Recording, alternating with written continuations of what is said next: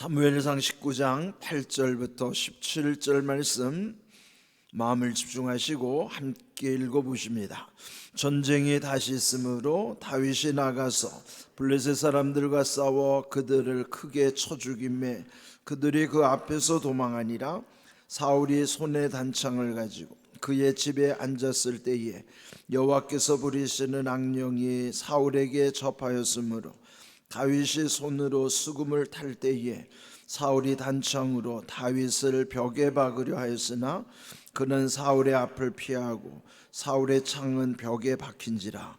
다윗이 그 밤에 도피하며 사울이 전령들을 다윗의 집에 보내어 그를 지키다가 아침에 그를 죽이게 하려 한지라. 다윗의 아내 미갈이 다윗에게 말하여 이르되 당신이 이 밤에 당신의 생명을 구하지 아니하면 내일에는 죽임을 당하리라 하고 미갈이 다윗을 창에서 달아내리매 그가 피하여 도망하니라. 미갈이 우상을 가져다가 침상에 누이고 염소 털로 엮은 것을 그 머리에 씌우고 의복으로 그것을 덮었더니 사울이 전령들을 보내어 다윗을 잡으려 하매 미갈이 이르되 그가 병들었느니라. 사울이 또 전령들을 보내어 다윗을 보라 하며 이르되 그를 침상째 내게로 들고 오라. 내가 그를 죽이리라. 전령들이 들어가 본즉 침상에는 우상이 있고 염소 털로 엮은 것이 그 머리에 있었더라. 사울이 미갈에게 이르되 너는 어찌하여 이처럼 나를 속여 내 대적을 놓아 피하게 하였느냐. 미갈이 사울에게 대답하되 그가 내게 이르기를 나를 놓아 가게 하라. 어찌하여 나로 너를 죽이게 하겠느냐 하더이다 하니라. 아멘. 인생의 힘든 날들을 표현할 때 산전수전을 겪는다고 말하기도 하고 또 파란만장한 삶이라고도 말하기도 합니다. 누구나 인생이 평범할 수는 없습니다. 이렇게 심한 굴곡을 겪는 경우도 있는데 이 다윗의 인생이야말로 정말 산전수전 파란만장 이런 모든 굴곡을 다 겪어내고 죽을 고비를 아주 수십 차례를 넘기면서도 하나님이 다윗과 함께 하셨기 때문에 하나님이 그의 앞길을 피할 길을 내셨던 그는 정말 하나님이 함께 하심으로 안전하게 그 모든 삶을 살아냈던 인물이었죠. 오늘 주신 말씀에도 보면은 이제 어제에 이어서 사울이 또 다윗을 계속 죽일 기회를 엿보는 것이죠.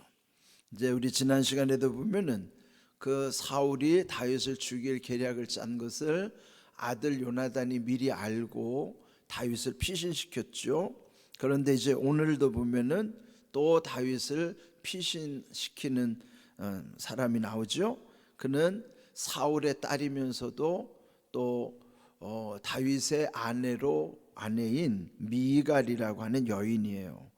그런데 이제 그 도피하기 이전에 있었던 일이 이제 그 앞에 나와요. 8절을 보시면은 전쟁이 다시 있으므로 다윗이 나가서 블레셋 사람들과 싸워 그들을 크게 쳐 죽였다.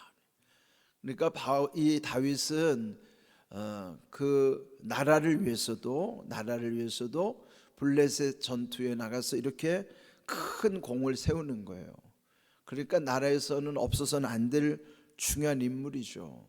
그렇게 전쟁에서 큰 공을 세우고 돌아왔고 또 그 다음에 9절을 보면요, 사울이 손에 단창을 가지고 그의 집에 앉았을 때에 여호와께서 부리시는 악령이 사울에게 접하였으므로 다윗이 손으로 수금을 탈 때에 사울이 단창으로 다윗을 벽에 박으려 하였으나 그는 사울의 앞을 피하고 사울의 창은 벽에 박힌지라.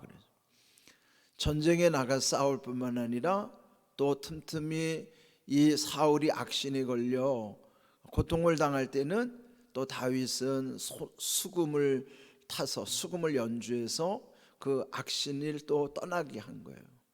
그러니까 얼마나 분주합니까? 나라를 위해서도 전쟁터에 나갔고 또 평소에는 이 사울이 악령에 사로잡힐 때는 또 수금을 타서 그를 위해서도 이렇게 섬겨내는 한 거예요.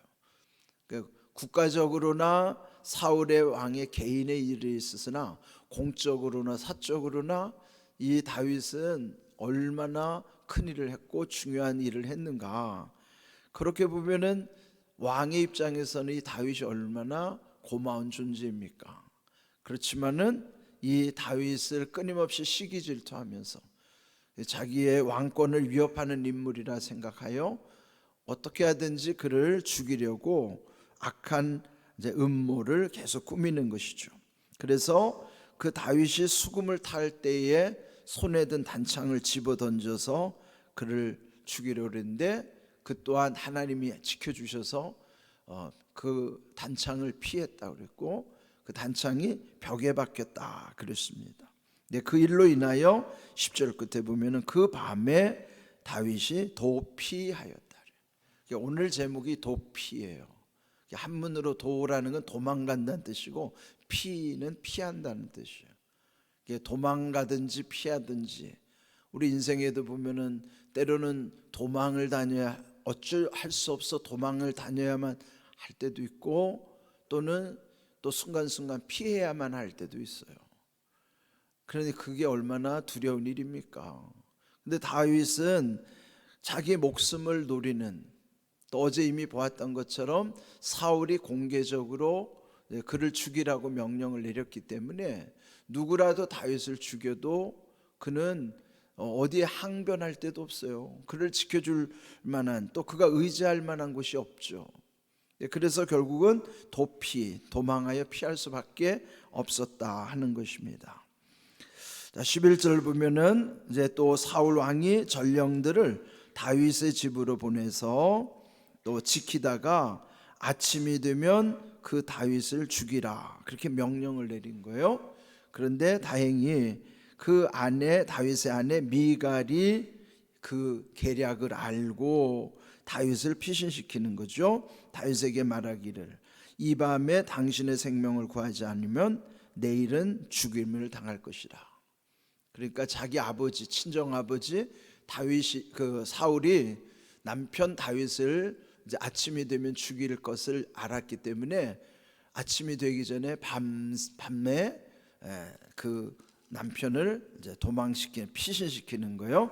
그래서 12절 보면은 그 미갈이 다윗을 창으로 달아내려서 도망가게 했다. 피하여 도망하게 했다 하는 거예요.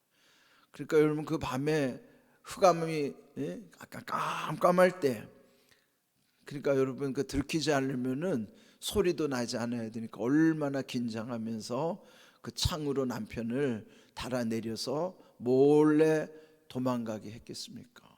그게 얼마나 이게 피말리는 일이에요. 그래서 결국은 남편은 피신시키고 그럼 이제 아침에 들이닥칠 거 아니겠어요? 그 왕이 보낸 전령들이 아침에 들이닥쳤는데 미갈이 꾀를 내서 우상을 가져다가 침상에 누이고 염소 털로 엮은 것을 그 머리에 씌우고 의복으로 그것을 덮었다. 그 뭐예요? 위장을 하는 거예요. 다윗이 침상에서 잠들어 있는 것처럼 우상이라는 그러니까 이 미갈이 이 여인도 참 한심한 여자죠. 우상 숭배하는 여자라는 건데 그러니 이 사울의 집안에 우상이 있다는 것도 이게 얼마나 하나님 보시기에 가증한 일이겠어요. 그런데 어찌하든지 이 미갈이 우상으로 그 다윗처럼 위장을 하는 거예요. 그 침상에 누이고 염소털로는 마치 머리카락처럼 변장을 하고 또 의복으로 옷으로 덮어놓은 것이죠.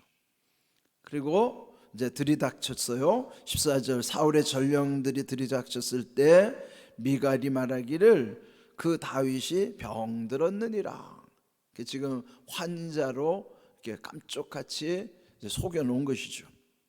그런데 14절 사울이 또 전령을 보내서 그를 잡으려고 했는데 거기에 보면은 이제 이 사실을 사울이 알게 됐어요. 15절 그러면서 전령들이 들어가 본즉 침상에는 우상이 있고 염소털로 엮은 식 머리에 있었더라.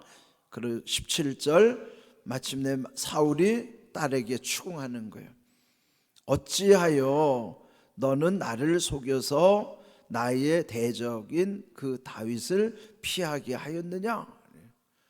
참 이 미갈도 친정 아버지 뜻을 따르자니 남편을 죽여야 하고 또 남편을 도망시키자니 친정 아버지의 명을 어기는 것이죠.